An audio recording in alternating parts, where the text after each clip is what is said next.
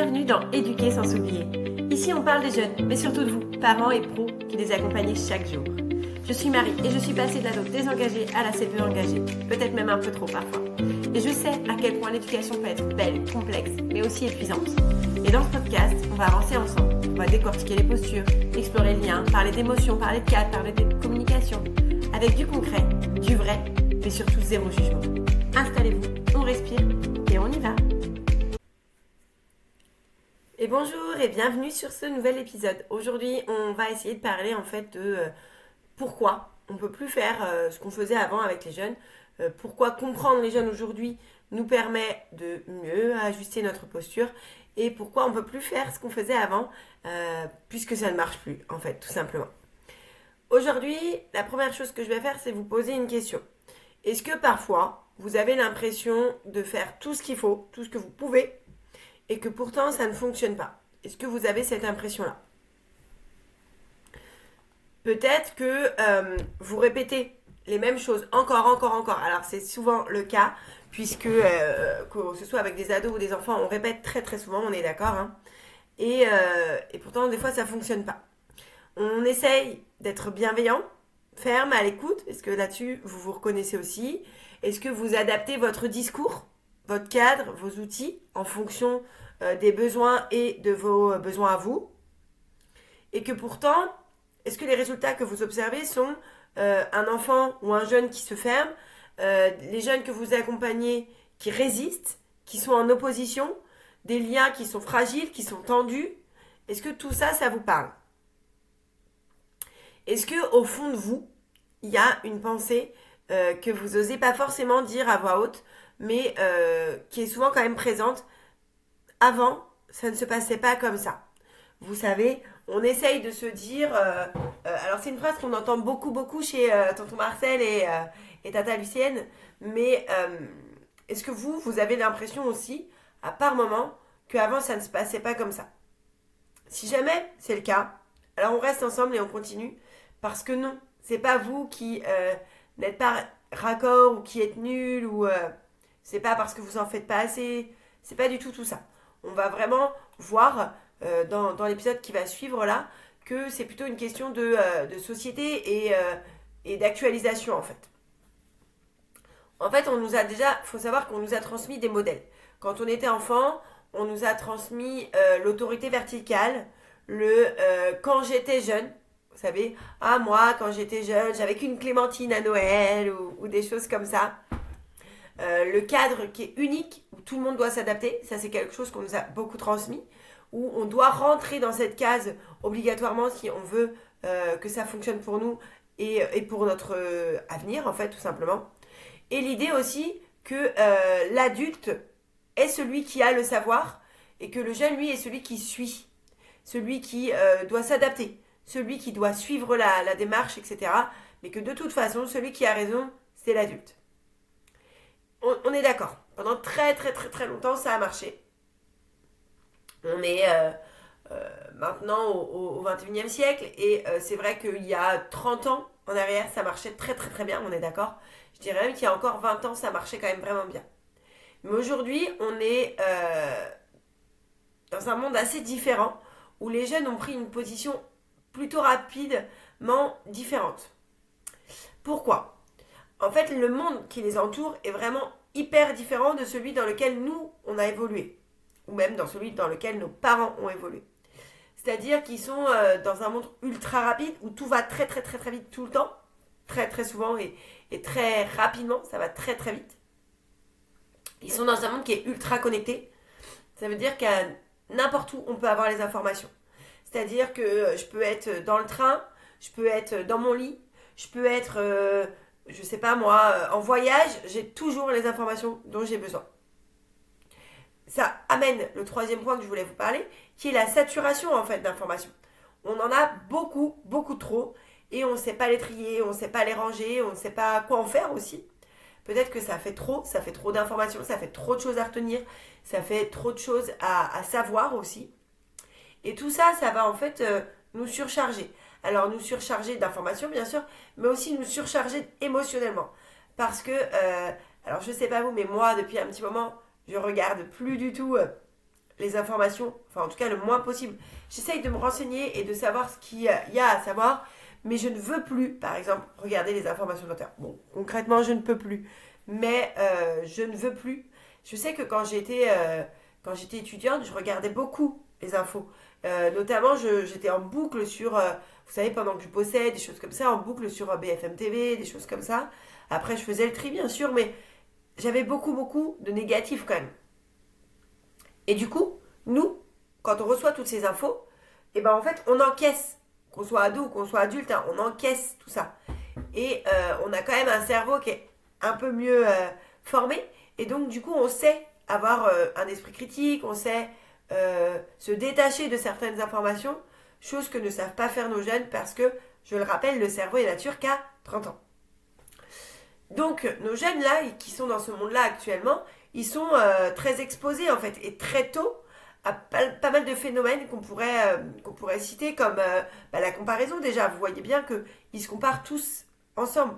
Les réseaux aussi impactent beaucoup cette comparaison, la pression qu'ils peuvent avoir, que ce soit une pression de réussite, une pression sociale, une pression écologique. Enfin voilà, il y a beaucoup, beaucoup, beaucoup de pression. Et justement, si on revient sur l'écologie et tout ça, c'est aussi un phénomène qui arrive beaucoup, je trouve, c'est l'insécurité. Ça veut dire que nos jeunes, ils se sentent pas en sécurité actuellement. Alors, il y a plusieurs choses qui provoquent ça, hein. Il y a certes l'écologie, mais il y a aussi tout ce qui va être guerre, tout ce qui va être sanitaire, tout ce qui va être social, tout ce qui va être politique aussi. Enfin voilà, il y a beaucoup de choses qui sont insécures pour eux et pour nous aussi, mais c'est quand même hyper difficile de se construire dans un monde où on ne se sent pas en sécurité. Donc voilà, ça, et il y a aussi un autre point que je voulais absolument aborder dans les phénomènes vers lesquels sont exposés nos jeunes, c'est l'instantanéité. Pourquoi? Parce que en fait, tout doit être avec cet accès aux informations très rapidement, avec cette ultra connexion, etc. On voudrait toujours être dans l'instantané. Ça veut dire que toc, je voudrais ça, il faut que je l'ai maintenant, tout de suite. Toc, il faut que je fasse ça, il faut qu'il soit fait maintenant, tout de suite. Vous voyez? C'est aussi quelque chose qu'on va voir de plus en plus, je pense, avec l'IA. Et c'est aussi ce qui me fait un peu peur avec l'IA. C'est que du coup, ils vont aller au plus vite, en fait. Donc voilà. Et du coup, être beaucoup moins en réflexion, beaucoup moins en recherche, beaucoup moins en réflexion, en fait, tout simplement. Du coup, leur cerveau, leur rapport au monde, leur sens, en fait, leur rapport aussi à l'autorité, c'est plus du tout le même. Le problème, c'est que on a envie de faire comme avant, comme nous ont montré nos parents, comme nous ont montré des experts, des anciens, hein, des choses comme ça. Et le problème, c'est qu'on ne nous a jamais appris que c'était possible de faire autrement. D'accord? Maintenant, on va aller du coup sur un deuxième point qui est qu'est-ce que vivent vraiment les jeunes. Alors, je l'ai déjà abordé dans un autre épisode, mais je vais quand même revenir dessus assez rapidement. Aujourd'hui, les jeunes, ils ressentent du coup énormément tout ce qui peut être autour d'eux. Ils n'ont pas les mots, parce que leur cortex frontal n'est pas prêt, parce que leur réflexion n'est pas mûre, parce que ils n'ont pas le vocabulaire adéquat, etc. Et malgré le fait que du coup, ils vivent des émotions qui sont intenses, très très intenses même, ils n'ont pas de mode d'emploi pour les exploiter et pour les exprimer. Du coup, c'est hyper difficile pour eux, parce que ils se sentent incompris.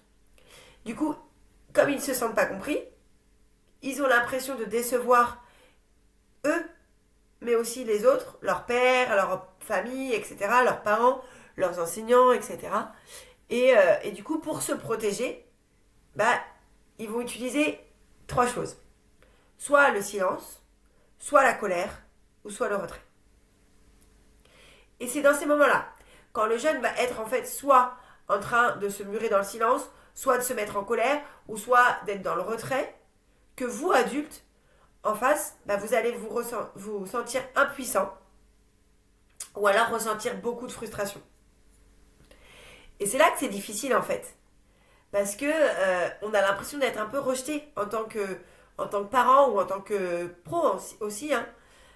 Du coup, on reste quotidiennement dans un malentendu qui est gênant en fait. Vous savez, les jeunes ils disent tout le temps maintenant ah t'es gênante hein, ou des choses comme ça. Bah ça aussi c'est gênant en fait, de pas se sentir compris les uns avec les autres. On a l'impression qu'on a vraiment deux générations côte à côte, mais qui n'arrivent pas à rentrer en lien ensemble. Je pense pas que ce soit un problème de volonté parce que on voit de plus en plus de personnes qui s'y intéressent, de plus en plus d'experts aussi qui peuvent nous accompagner là-dedans. Et du coup, je pense que c'est plutôt un problème de langage, de communication, vous savez, de langage émotionnel, de posture aussi. Mais surtout, surtout pour moi, ce qui est le plus important, c'est le regard. Le regard qu'ont les adultes sur les jeunes et que les jeunes ont sur les adultes.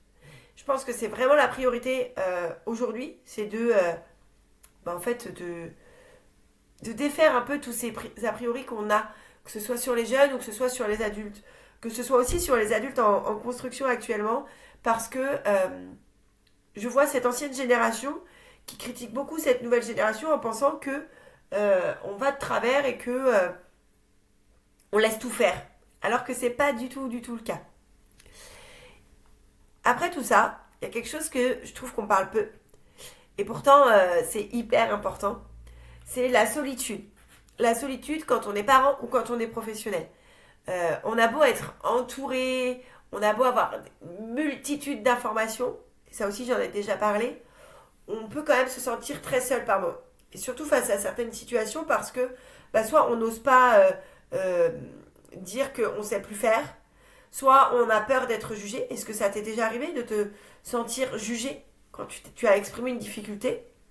Ou est-ce que tu as peur d'être jugé et donc du coup tu n'exprimes pas tes difficultés? Est-ce que tu penses que je devrais y arriver toute seule? Il y a assez d'informations et du coup je devrais y arriver. Et en fait toute cette culpabilité là qui entoure donc ces trois phénomènes de je n'ose pas dire que je sais plus faire, j'ai peur d'être jugée ou je devrais y arriver toute seule, et ben en fait ça fait une culpabilité qui est énorme. Et ce que j'ai envie de vous dire moi aujourd'hui, c'est que c'est avec du collectif qu'on va réussir. Et c'est très très important qu'on puisse entendre tout ça. C'est très important qu'on puisse comprendre et entendre qu'aujourd'hui, c'est normal de ne plus comprendre les jeunes toutes seules. C'est pas vous qui n'êtes pas suffisamment bonne ou qui ne comprenez rien, etc.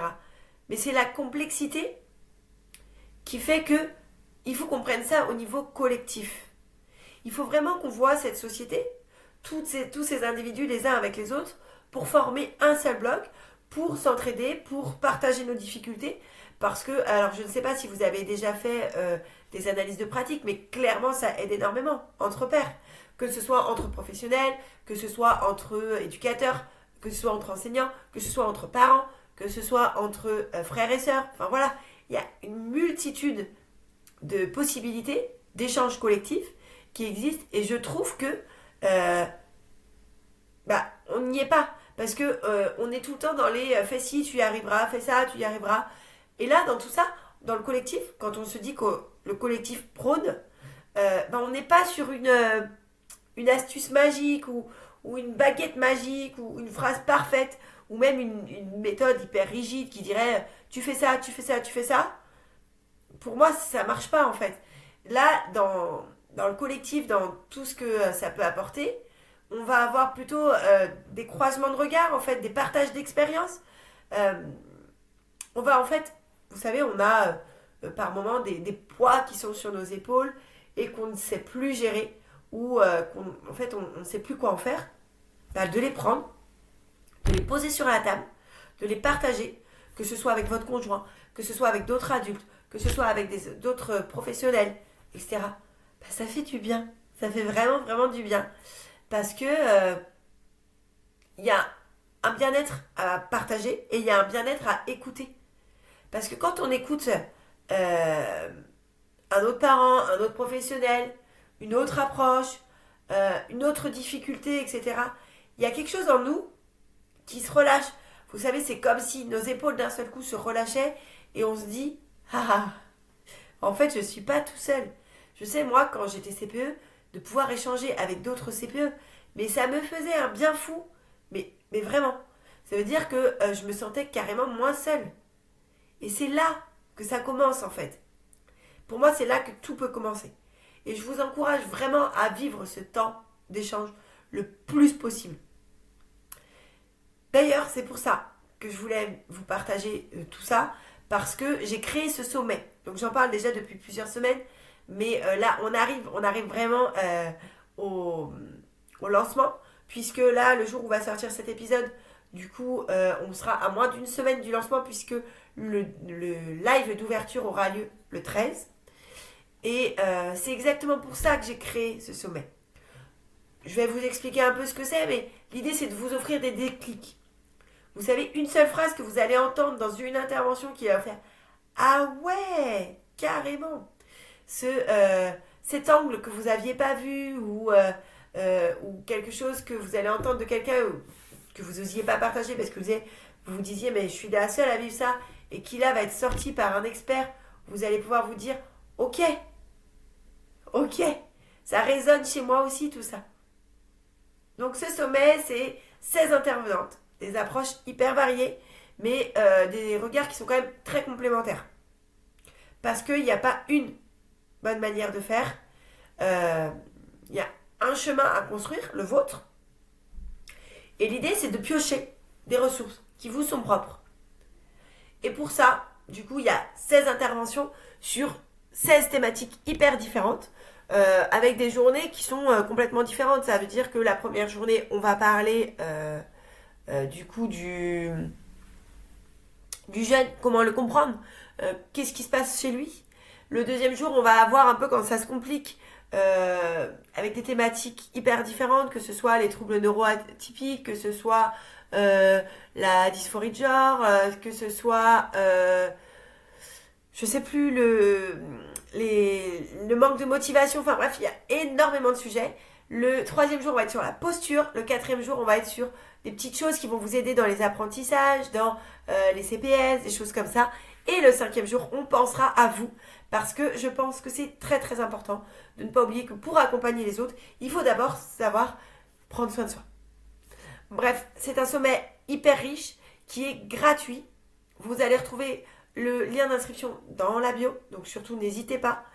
Et faites ce que vous pouvez. Si vous pouvez écouter qu'une seule vidéo, et bien tant mieux. Ce sera déjà ça de prix. Si vous écoutez cet épisode et que le sommet a déjà eu lieu, sachez que vous pouvez vous fournir le coffret pour avoir accès à toutes les vidéos. Mais pour le coup, c'est plus gratuit parce que les interventions seront déjà passées. Et si vous vous dites, ok, mais en fait, clairement, Marie, là, moi, j'ai pas le temps. Pourtant, j'aimerais bien. C'est super. Mais franchement, moi, j'ai pas le temps. Alors, j'ai envie de te dire, t'as pas besoin de tout regarder. T'as pas besoin de tout retenir. Je te l'ai dit, une seule vidéo, une phrase, une prise de conscience. Il suffit de faire en accéléré. Moi, j'écoute tous mes podcasts, toutes mes vidéos, tout en 1,5. Et je peux vous jurer que ça va transformer peut-être votre relation avec un jeune ou avec vous-même. Merci d'avoir écouté cet épisode d'Éduquer sans s'oublier. Si ce moment vous a aidé ou vous a éclairé ou juste vous a fait du bien, alors vraiment n'hésitez pas à le partager parce que c'est grâce à vous que ce podcast peut toucher d'autres parents et d'autres pros qui en ont besoin. Et pour continuer à avancer ensemble, vous pouvez me retrouver chaque jour sur Instagram avec cap-épanouissement. En attendant, je vous souhaite de prendre soin de vous, je vous souhaite une très bonne journée et je vous retrouve très vite pour un nouvel épisode.